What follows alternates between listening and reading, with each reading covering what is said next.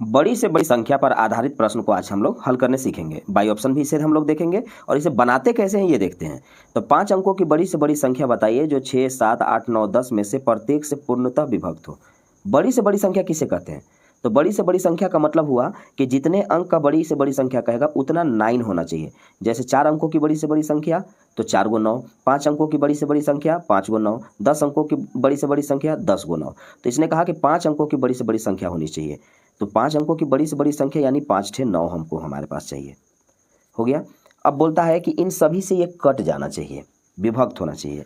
किन से? तो हम बारी बारी से या तो हम ऑप्शन वाइज हम चेक कर लेंगे, काट लेंगे, और नहीं तो फिर इनका हम एलसीएम निकाल लेंगे।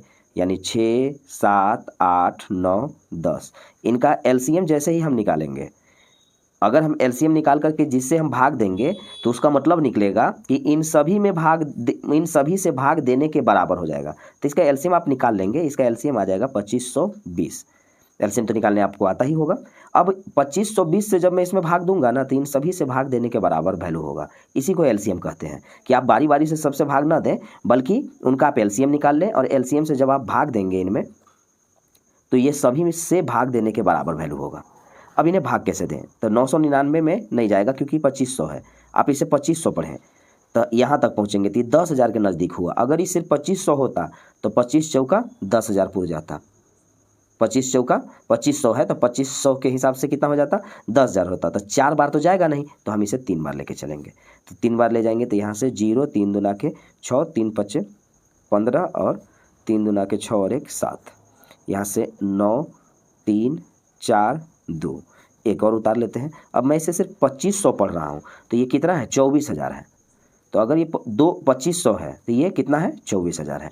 अब 24,000 है तो ये तो स्वाभाविक है कि 2,000 अगर ये केवल रहता तो 12 बार जाता। तो ये तो 2500 है, तो इसका मतलब है कि हमें इसे कम लेकर के जाना चाहिए। अगर मैंने इसे 10 बार लेकर के जाता तो ये 25,000 हो जाता। तो 9 बार जाना चाहिए। ये एक अंदाज़ा लगाया जाता है ताकि भाग दिया जा सके। तो 9 बार मैं इसे दे करके देखता हूँ तो 1 0, 9 दूना के 18, 9 पचे 45 और 1 46, 9 दूना 18, 18 और 4 22।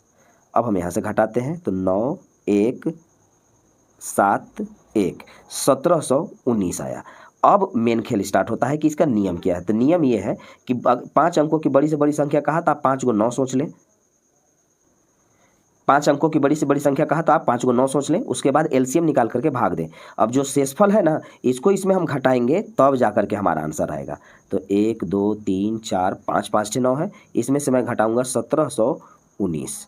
इसको जैसे ही घटाएंगे हमारा आंसर आ जाएगा 0 8 2 8 9 98 28 0। 98 28 0 ऑप्शन डी। तो बनाने के तरीका ऐसे है कि आप एलसीएम निकालें। हाँ, मैं जानता हूँ कि ये लॉन्ग मेथड है। ये एलसीएम आप निकालें, एलसीएम निकालने के बाद उसमें आप भाग देंगे, भाग देने के बाद जो शेषफल यानी रिमाइंडर बचेगा ना, उसे इसमें से सब्ट्रैक्ट कर देंगे, घटा देंगे, तब जा करके आपका आंसर आएगा। और ये मेरा आंसर आ गया। अब उसके बाद फिर मेरे पास एक तरीका बचता है बाई ऑप्शन। अब बाई ऑप्शन में मैं आपको पता होगा कि पहले 9 का नियम चेक कर लीजिए, फिर इनमें से देखिए फिर कि 7 एक्स्ट्रा आ रहा है, 7 से कौन कटेगा? तो जो 7 से कटेगा वो हमारा आंसर आ जाएगा। अगर आप गौर से देखेंगे तो 14 सते 98 और 7 चौका 28, ये साफ साफ दिख रहा है 7 से कटने वाला। ये प्रैक्टिस आपको करा देगा तो इस टाइप से दिख रहा है। तो आपको यही सारी चीज़ को चेक करना है। तो आप बाई ऑप्शन चेक कर लेंगे और बेसिक से बनाने की ये तरीका है। अब आप इस सवाल को बना करके कमेंट करेंगे कि आपका आंसर क्या आएगा।